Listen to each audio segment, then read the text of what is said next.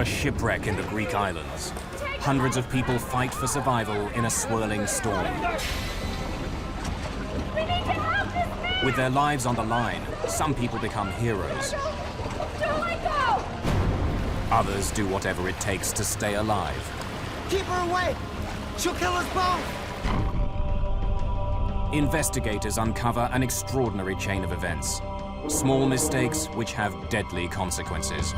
Mayday! Mayday! We're doing 90 miles an hour! Out of control! Take a life jacket! Where's the Coast Guard? Don't let go!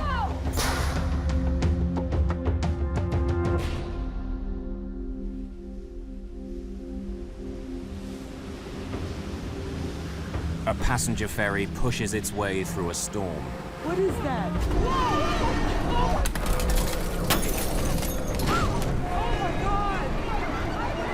Within sight of land, this Greek island's ferry is sinking in high winds and stormy seas. There was a hole, and it was going to sink, and it was going to sink fast. A huge rescue operation kicks in. Rescuers must risk their own lives. I never want to be in that situation ever again, because it was terrifying. But I had enough time to think, okay, well, this is the part where I die. It was like a catastrophe. It was as if it was coming the end of the world for this island. For the people of Greece, it's a national disaster, the worst of its kind in 30 years. Discovering why it happened will take months of detective work and raise this question: how safe are the ships we sail on?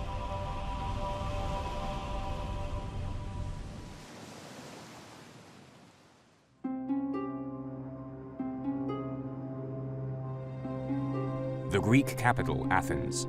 This great metropolis has a 3,000-year history. A history built around the city's easy access to the Mediterranean.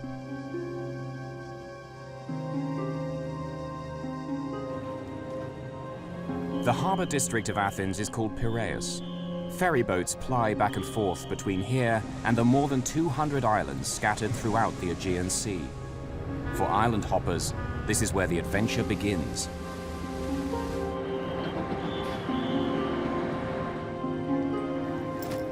It's here somewhere. It has to be. Mayday today would be good. I'm hurrying. Are you sure you don't go? Tuesday, September the 26th, 2000. Christine Shannon and Heidi Hart from Seattle are close friends. They've bought tickets for a ferry ride to the island of Paros, 166 kilometers to the southeast. Express Samina? Express sounds good. How long is it? Christine's 32 and teaches preschool.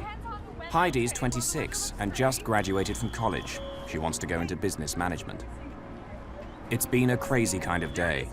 They'd planned on going to the island of Santorini, further south. I have it. Okay, let's Oh, go. we have to hurry. Now I have the tickets. Let's Oh, go. it's rushing. We'd been enjoying Athens the night before a little too much, and we overslept and missed our Santorini boat. I had never heard of Paros. I even asked them, well, show me on a map where the island is, and then I said, never mind, it doesn't matter, let's just go. It's the next boat, let's go somewhere. So it was a fluke that we were on that boat. Here's where chance is steering them. It could be a whole lot worse. If you dream of a Greek getaway, Paros is just what the guidebooks promise.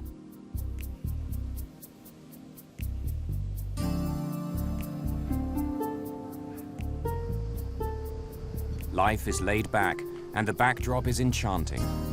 Around 12,000 people live on Paros year-round.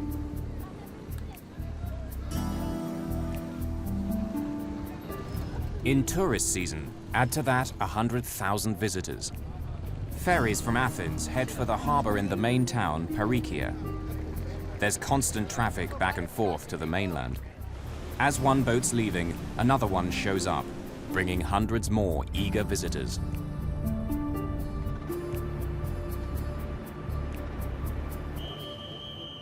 Christine and Heidi are among 472 passengers who board the Samina today.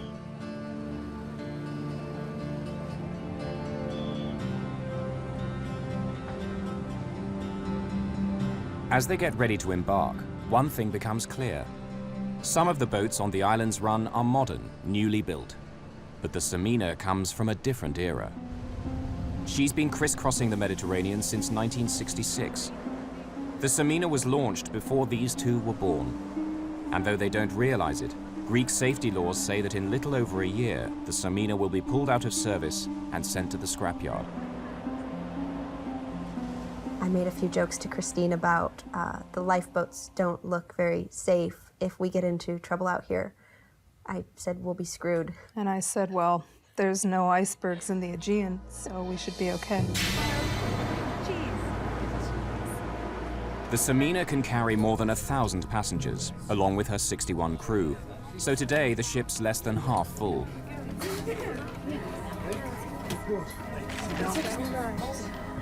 Katrina Stark and her cousin Sarah Davis, both from New Zealand, are backpacking. Like Heidi and Christine, they're literally sailing into the unknown.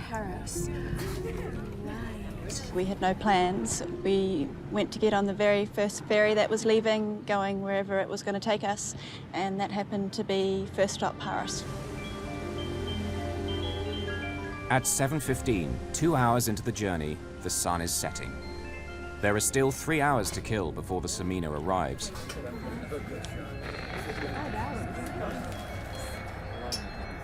The sports fans on board, passengers and crew, know just how they'd like to spend the time. There's a major soccer game playing live on TV. Athens star side Panathinaikos are up against their German rivals, Hamburg. The reception wasn't very good, and so they had various staff come along trying to fix the TV, and everyone was putting suggestions to how to fix the TV, and it seemed to be quite important to everybody on board that they get to see this game.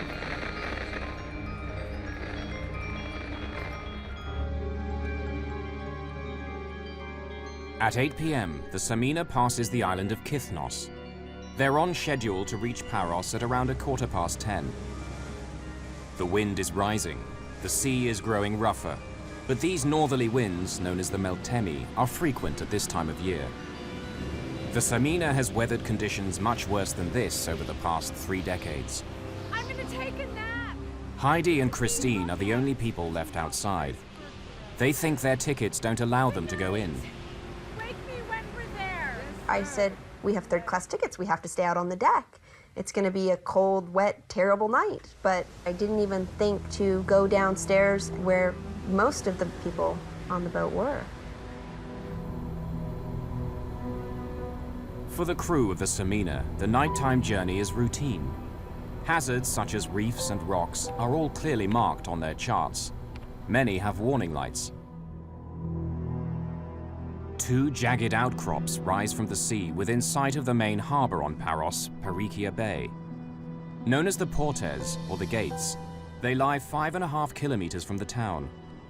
For every mariner sailing these waters, the Gates of Paros are a familiar landmark. They're welcoming, but dangerous too.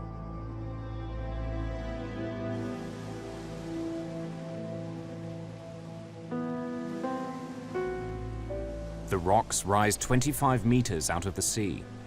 Every passing ship must give them a wide clearance. At night, a beacon light on the taller of the 2 rocks sends a clear warning to sailors. Stray too close to the Gates of Paros, and disaster will follow.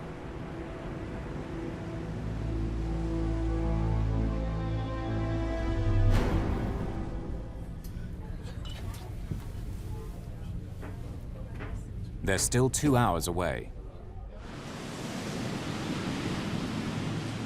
But they're sailing into a growing storm. Despite the weather, Christine and Heidi are still out in the open. Had I known we could go to any other part of the boat at that point in time, I would have. But I didn't know, and actually being in that part of the boat, I think, was very fortuitous for us because we were able to be aware of what was going on later. Being out on the deck will help save their lives. Soon, everyone aboard will be fighting for survival.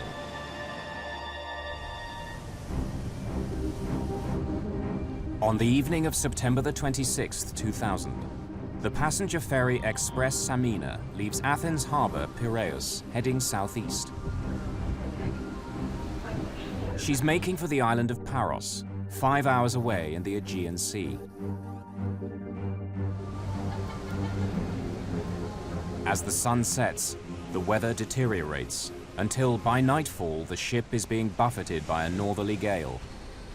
But the crew are used to such conditions.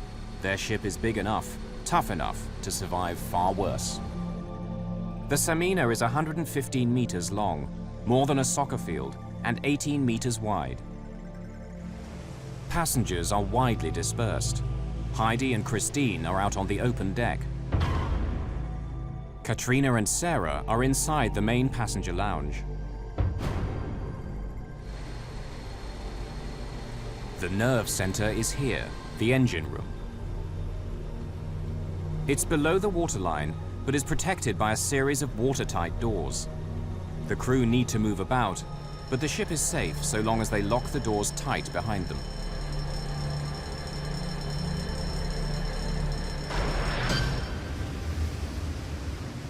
To reduce the rolling effect of the waves, the ship also has a stabilizing system, like small wings that extend out into the water. It's still a bumpy ride, but it doesn't stop passengers moving about when they want to.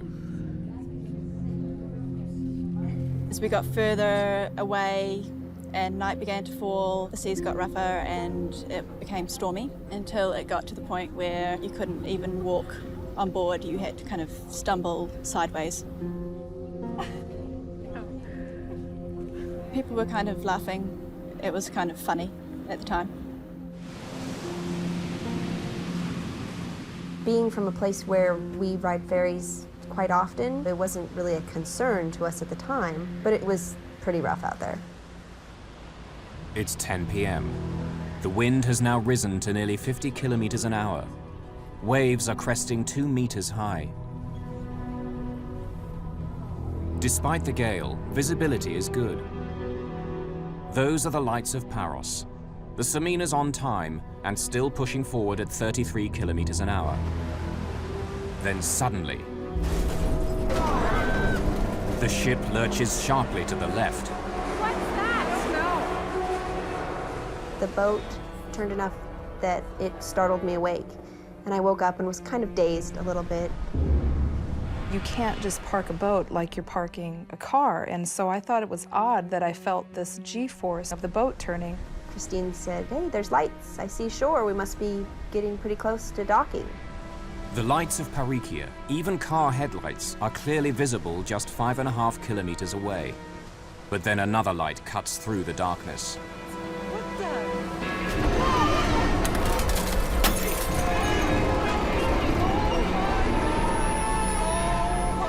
This rock just comes out of nowhere, just out of the black night. And I'll never forget what it looks like in my mind. It was, you know, this brown, kind of craggly, sandish looking rock that had lights on top of it shining down so it illuminated it. And it made it look like a movie set. The side of the boat scraped along the side. I could have walked over and touched it. And you could hear down in the lower decks of the boat that the metal was just ripping apart. The unthinkable has happened. The Samina has crashed against the gates of Paros. 1 million kilos of ship grind against the rocks. It was the worst sound, and it was the loudest sound I've ever heard in my life. It sounded like fingernails on a chalkboard, just God's fingernail on the biggest chalkboard in the world. There was a hole, and it was gonna sink, and it was gonna sink fast. The shockwave reverberates through the ship. Suddenly there was a big lurch to the right side of the boat, and people who were standing up got thrown off their feet. Everything in the bar smashed. I looked out the window and there were 2 large rocks went past that looked white, lit up by the light inside the ship. I don't know what that was. Oh, man, it just doesn't sound good, you know? In a situation like this, the time frame is so hard to put back together. But it seemed like maybe a minute or two until the boat started to noticeably lilt to the side and tip. And that's kind of when the chaos started. Get out of this place. I'm supposed to run to you. Get off the ship!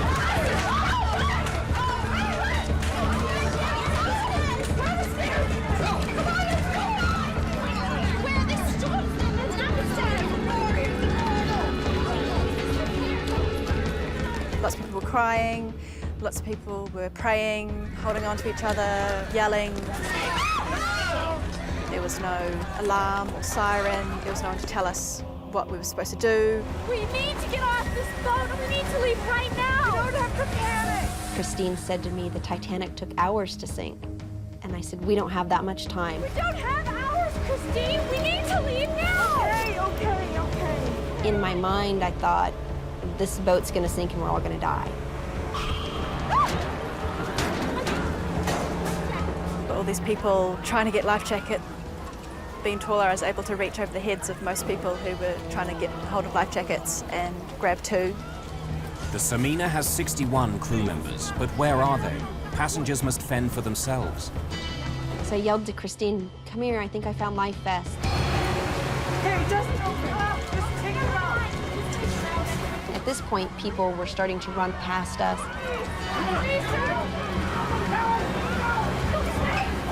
And I was saying, here, take these, and throwing them out, and people were just panicking.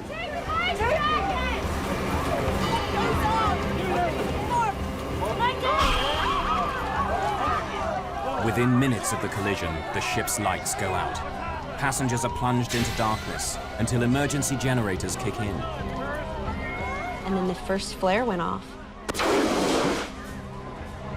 This eerie red glow coming down over the ferry gave it a whole nother feeling of just terror that we're out in the night, in the dark, and the ferry's gonna sink.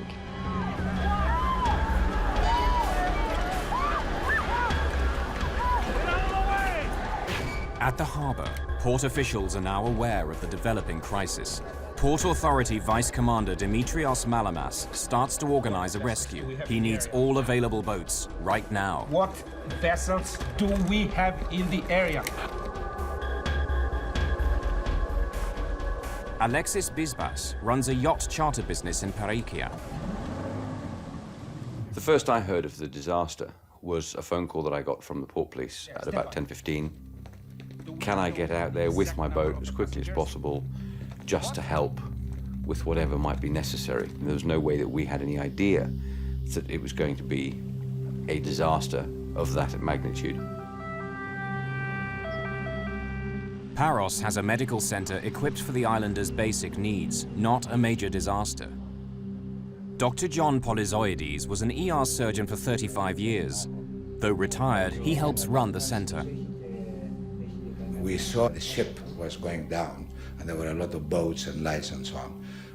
I personally did not expect anything tragic to come out of that because we were so close also to the harbor. Aboard the Samina, many of the 472 passengers are in a state of sheer terror. It was chaos. It was people not knowing what to do and waiting for a captain or a crew to help us.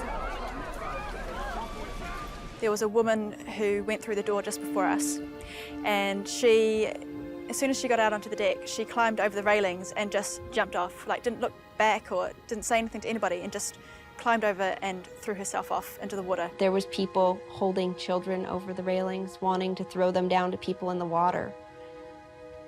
It was quite a terrible scene. The wind hampers efforts to abandon ship. They were releasing inflatable life rafts. They weren't attached to the ship, so as soon as it was released, it was in a big storm, it would get picked up by the wind as soon as it was inflated, and they were just blowing halfway to Athens. The rafts blow beyond the reach of many passengers who've already leapt into the sea. In the confusion, Heidi Hart is knocked flying, striking her head. I kept thinking, if I black out now, I'm done for. This boat's sinking. I have to stay conscious. I had this adrenaline rush, and there was, a feeling that I would call terror. I knew instantly this was going to be a fight for our lives. There was some point in time where I literally felt myself leave my body and instincts kicked in. Everybody was running to the rear of the boat, and Christine just looked at me and said, "Go that way, to the front of the boat." And she said, "But nobody's up there." It was the darkest part of the boat. It was the highest part of the boat. She said, "Nobody's up there." I said, "I don't care, go." And luckily for us, that's where we found a lifeboat hanging over the side of the ship.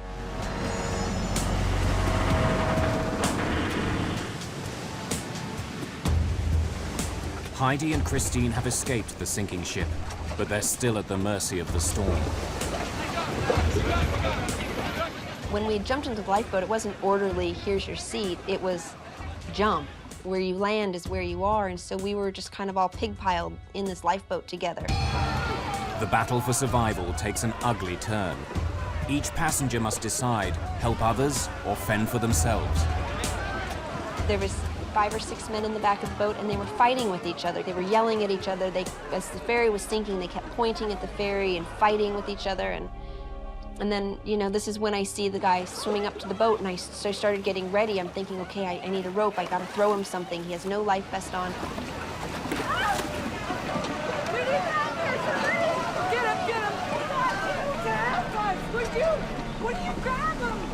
The only thing you could see was his eyes and his nose coming out of the water, and he was just barely making it, swimming towards us. Everybody else on the boat was yelling, "No, no, we can't take any more people on." I've got you, don't worry! I've got you! Now Heidi leaned over and grabbed this gentleman's hand, and I reached over and grabbed her by the waist, and she told me, "I'm not letting go," and I yelled to the other people, "She's not letting go." He had taken off almost all of his clothes. He was wearing just his underwear.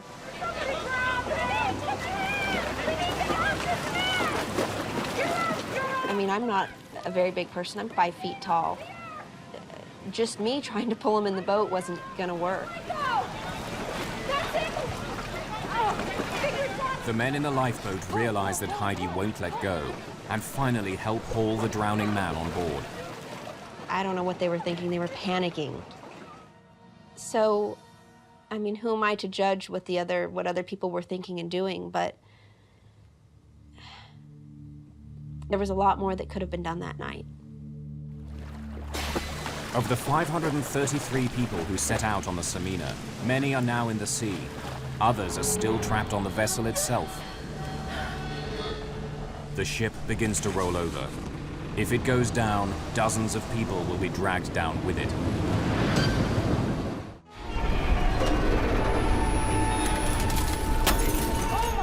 The passenger ferry Express Samina has struck rocks near the island of Paros in the Aegean Sea.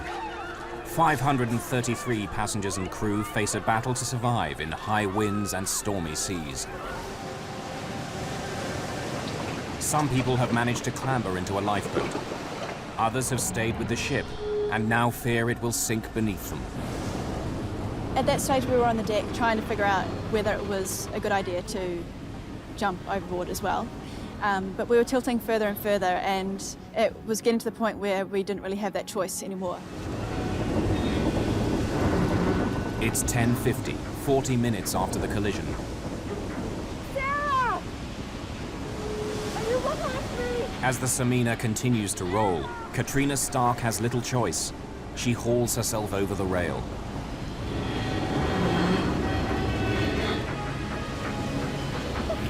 The ship has turned completely on its side. Katrina is sitting on the hull. Should she try to swim for shore or wait for rescue? While I was sitting there thinking about that, all of a sudden the ship just sank underneath us and sucked us down and everything around it. I don't know how much time we were under the water, but I had enough time to think, okay, well, this is the part where I die. This is the part where I drown. I kind of thought, well, okay, that's fine, and had enough time to be okay with that. Just as we got there, we saw the ferry sinking, which was an extreme sight. And to see this entire ship sink beneath the waves and to be gone and just leave us in our little lifeboat it was amazing. It was almost beautiful in a sad sort of way. And then complete blackness, darkness, huge waves.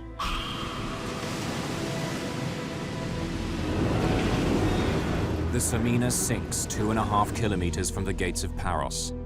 Even without its engines, wind, waves, and the ship's own momentum carry the Samina closer to the shore. The sea here is 38 meters deep. As the Samina goes down, huge bubbles of air escape from the ship, making the water less dense, making objects in the water sink more quickly. Katrina Stark sinks several meters before the buoyancy of her life jacket pulls her up again.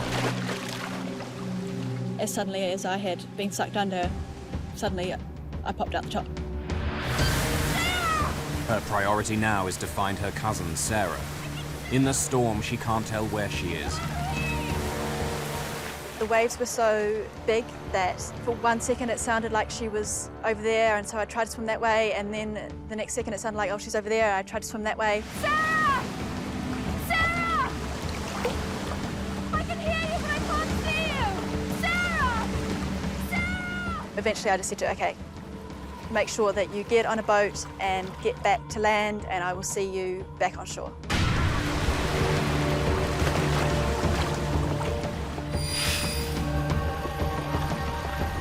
At 11:15 p.m., Dr. Polyzoides receives his first casualty of the night, but something doesn't add up. They brought a man on a stretcher. He was semi-conscious. And then we started working on him. He had hardly any blood pressure. And when we were resuscitating him, I realized that he was dry, which it meant that he didn't actually, he was not from the ship.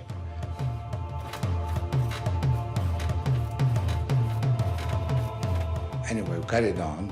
Eventually, we lost him. He died in our hands. And then people came and he said, you know who it was? And I said, no. His patient isn't from the Samina, but the disaster still claims its first victim. The man is Dimitrios Malamas, who'd been helping organize the rescue. In the crisis, he'd suffered a heart attack. He was 40 years old. So you can understand, even at this early stage, although we did not know the number of people that were going to lose, there was that sense of tragedy immediately from the very beginning. A local shopkeeper, George Skandalis, grabs his video camera and captures these first raw images as survivors begin to appear. As soon as we got close enough to shore, and when I saw this white cathedral with the blue dome top, that was when I finally knew we made it. We're gonna get to shore, we're gonna be alive.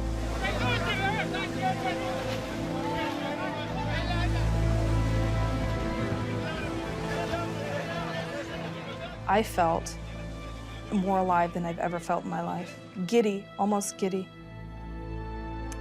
And actually afterwards, one of the things that I had to come to terms with was that people died and I felt so alive. One of the local fishing boats now appears, crowded with people who've been dragged from the sea. Local boat owner Alexis Bisbas is part of the rescue flotilla searching for survivors. 1 minute we were flying across the top of a wave, the next minute we were burying the bow of the boat into the previous wave. We had water coming across the decks. I've been sailing all my life. I've never had a situation like that. I never want to be in that situation ever again, because it was terrifying. He plucks 25 people from the sea in 3 trips out into the stormy waters. One of the amazing things in these situations is the way that people behave. A young man, we pulled out, he was still carrying his portable stereo system. So the one hand's trying to grab hold of the boat, and the other hand, as we realized, was being hampered by this stereo system that he still had in his other hand.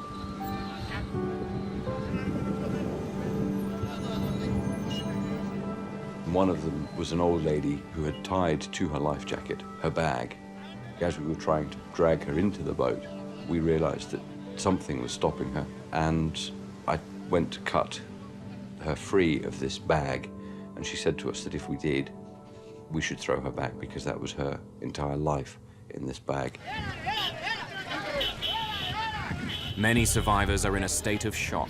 All are cold, wet, and exhausted.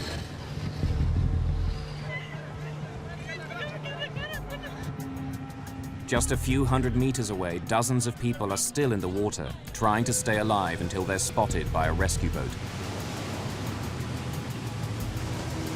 Katrina Stark and a fellow survivor, a total stranger, are now clinging desperately to a piece of wreckage. My first surprise about being in the water was that it was warm. I was really expecting the water to be cold. They were big waves, and you just had to cling on tight to the piece of wreckage.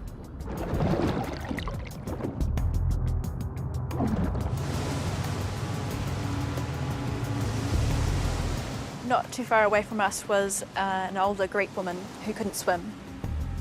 And she was panicking and was screaming and yelling, trying to get someone to come and save her. And the guy that I was with was saying she's going to want to come over to us, and if she grabs hold of us, she's going to drag us down. Keep her away! She'll kill us both together! She had kind of wild eyes, like she was clearly panicking. And a big wave came and washed over her, and she didn't come back up out of the water. She had drowned.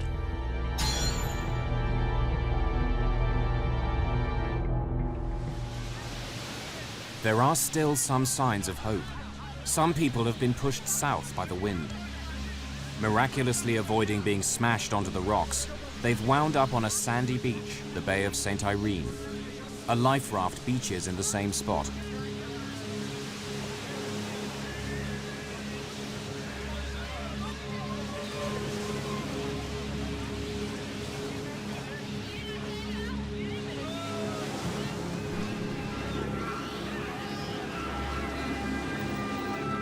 They're safe now, but the terror these little children have gone through is hard to comprehend.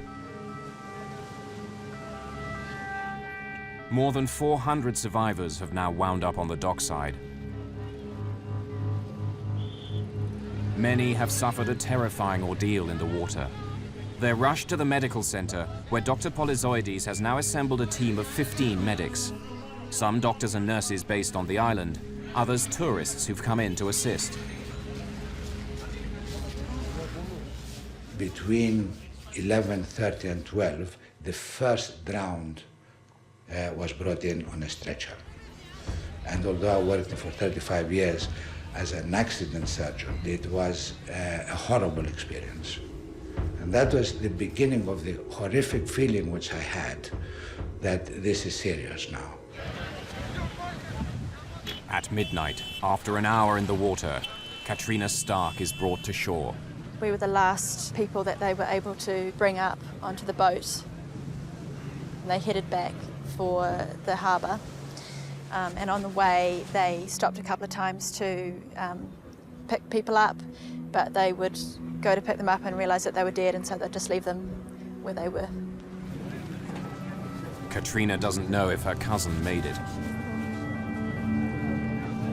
Sarah? Katrina? I was just never been so happy to see anybody in my whole life. How did you get here? And I just grabbed hold of her and wouldn't leave her side for a second. Glad to see you. Oh, How are you doing? You okay? Are you keeping warm? yeah. It was terrifying. I mean, it's been 5 years since the accident, and I still have nightmares. I still think about it. It will still make me cry. You guys have had quite a shock being in the water. It was traumatic, and it was very scary, but it was also a singularly defining moment in my life where I was able to use all of the resources I had to survive. I think we've got him. Pull, pull, pull, pull. I don't think I would have chosen not to live through this.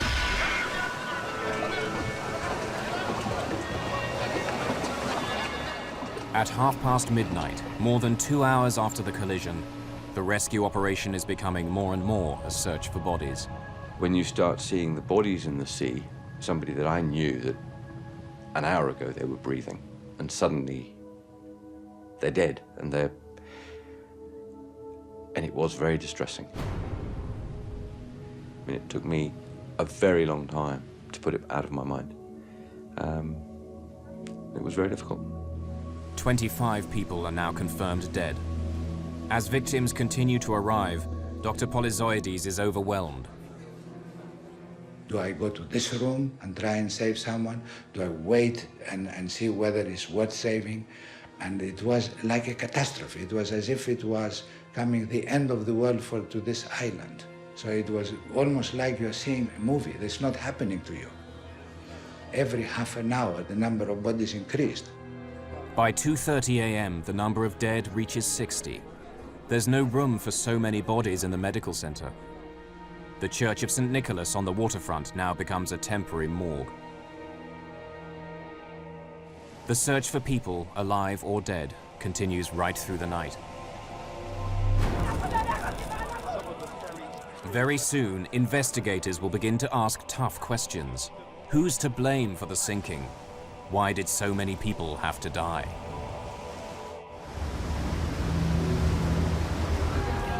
The passenger ferry Express Samina has sunk in a storm in the Aegean Sea. Already 60 people are confirmed dead. Many more need medical treatment. Morning reveals the power of last night's storm. A lifeboat lies smashed to pieces on the rocks. Life rafts blew away, empty. A message board at the harborfront lists who's alive and who's still missing. Bodies will continue to wash up on the beaches for days to come. There aren't enough coffins on Paros. More arrive.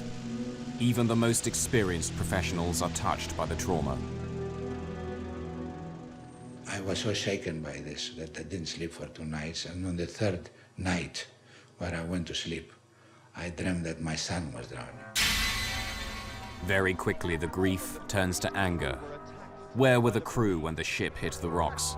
Where were they when the passengers needed help? Rumors spread like wildfire and are picked up by the media. Were some members of the crew watching the soccer game on TV when they should have been steering the ship? The captain, 53-year-old Vasilis Yanakos, is held for questioning by the police.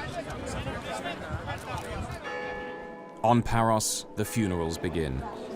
Here, a 4-year-old boy drowned with his father. Divers discover 10 bodies trapped inside the hull of the Samina.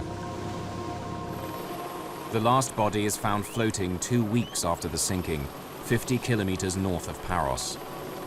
Altogether, 80 people have died, 75 passengers, 5 crew members.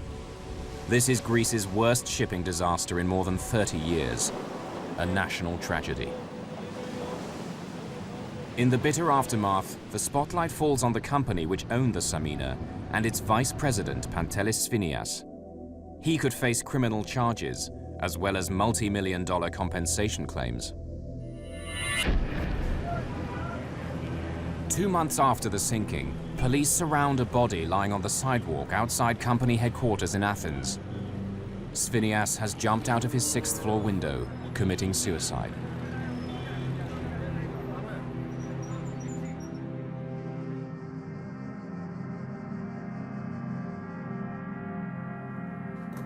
Maritime experts at the National Technical University of Athens begin an inquiry. Detailed testimony is gathered from 46 crew members, as well as 192 passengers. The Greek legal authorities want the university to give them a thorough explanation of what happened.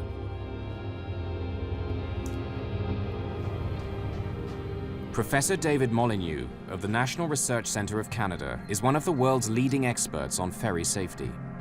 He's studied the findings of the Greek investigators, who came up with a startling realization.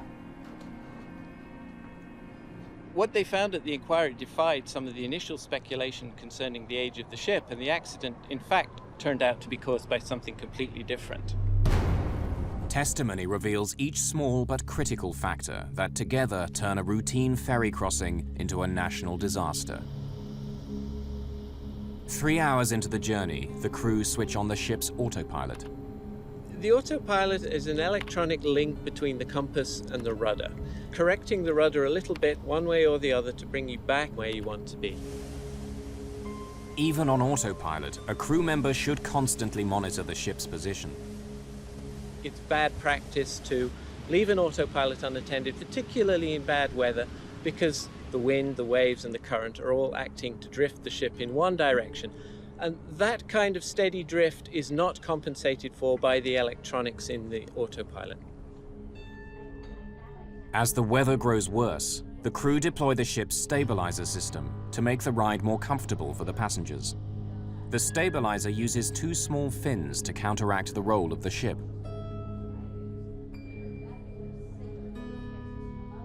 But something extraordinary has happened. Only the starboard, or right-hand stabilizer fin has extended.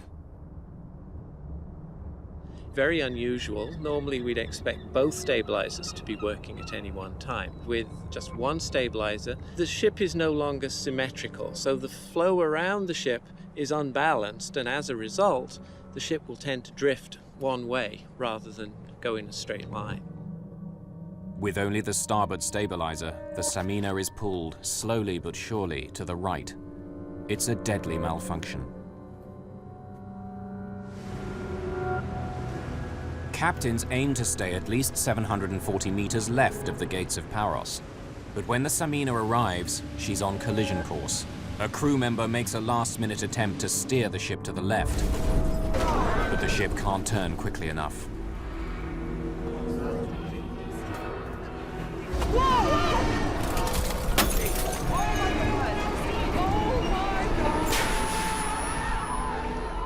It was very unfortunate that the ship got holed, but there was really no reason why the ship should have sank. The damage was within the range that you would normally expect a ship to survive. The east face of the taller pinnacle is where the ship strikes, at 12 minutes past 10 p.m. There's a 6-meter lengthways gash, as long as a telephone pole, and 1 meter wide.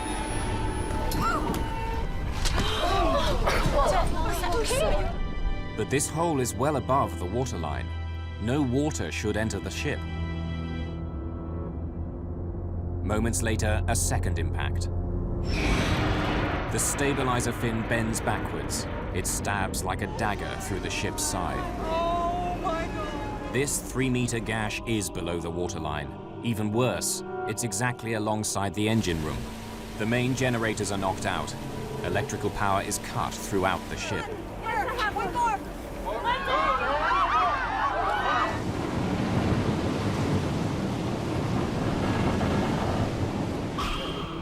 The investigating team orders divers to make a detailed survey of the wreck of the Samina. Inside, they discover the final piece of the puzzle. Even with 2 large holes, the ship could have been saved. One final error sealed the fate of the Samina. The passenger ferry Express Samina strikes rocks near the Greek island of Paros. With 2 gaping holes in her starboard side, she capsizes and sinks in 38 meters of water. Divers go down to survey the wreck and make a startling discovery. Like all large seagoing ships, the Samina is divided into separate compartments, sealed by watertight doors like this one. Safety laws insist they remain locked while the ship's at sea. On the Samina's last journey, some of the doors were open. If you imagine in your house, every time you went through a door from the kitchen, you had to close it, lock it, move on to the living room, open that door, close it, lock it, and carry on. It really does slow down your everyday life. So there is a tendency sometimes to leave these doors open. One more! Because they're left open, water is no longer confined to the engine room. And now that the power is cut, the crew can't close the doors remotely.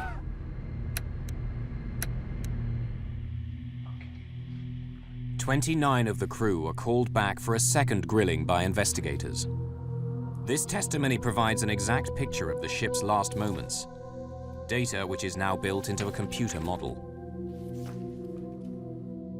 At 10:15, 3 minutes after the collision, the ship is listing only 5 degrees to the right, but filling fast through that hole in the engine room. By 10:25, she's listing 14 degrees. Now the 6-meter gash, which was above the waterline, is exposed to the sea. This is the point where the Samina and 80 of those on board are doomed. The ship can't withstand this degree of damage. The Samina is what's called a ro-ro ferry. It stands for roll on, roll off. This is a modern ro-ro ship. Vehicles simply reverse in through the stern doors and then drive out at their destination. It's a cost-effective design with a potentially fatal flaw. The worst shipping disasters in recent times have involved vessels designed this way. The Herald of Free Enterprise went down with the loss of 193 lives at Zeebrugge in Belgium in 1987. 850 were drowned aboard the ro-ro ferry Estonia in the Baltic Sea in 1994.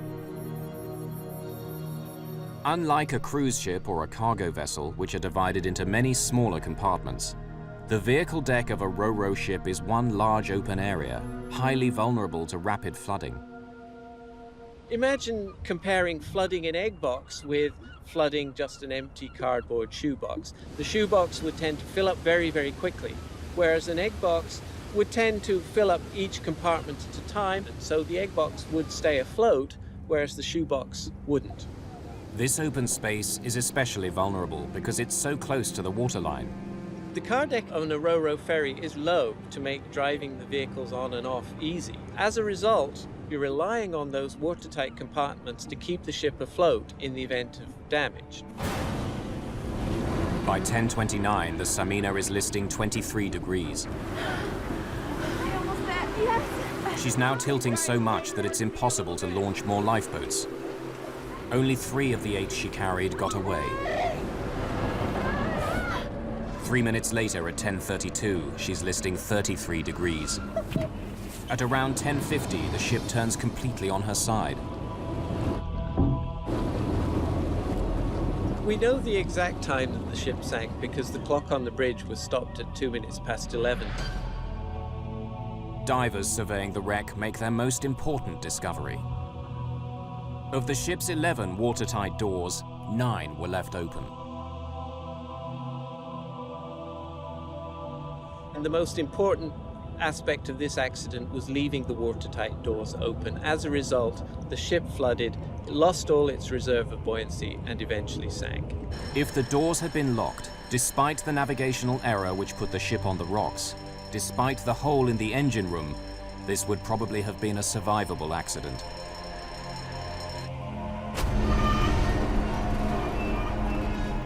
The trial of ship's captain Vasilis Giannakos and 7 others began in May 2005, more than 4 years after the disaster. The sinking of the Samina led to safety improvements. Greece cut the maximum working life of passenger ferries from 35 to 30 years. The tragedy also helped speed the introduction of voyage recorders, like an airplane black box. They're now mandatory in all passenger ferries. Some good came out of bad.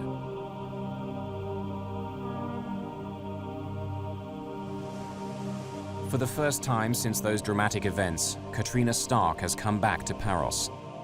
It's an emotional return. It was a pretty traumatic thing to go through, but it's quite a character-building experience, and I think it plays a large part in who I am today. For their role in helping to save lives, Heidi Hart and Christine Shannon were given an award for heroism by the city of Seattle.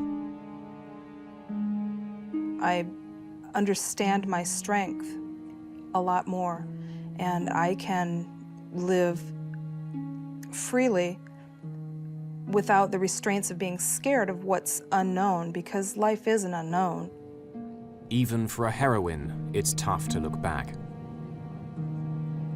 Christine and I, we always say we were the lucky ones. We were in the right place at the right time, and that is the only thing I can think of why we made it and so many other people didn't. And it breaks my heart.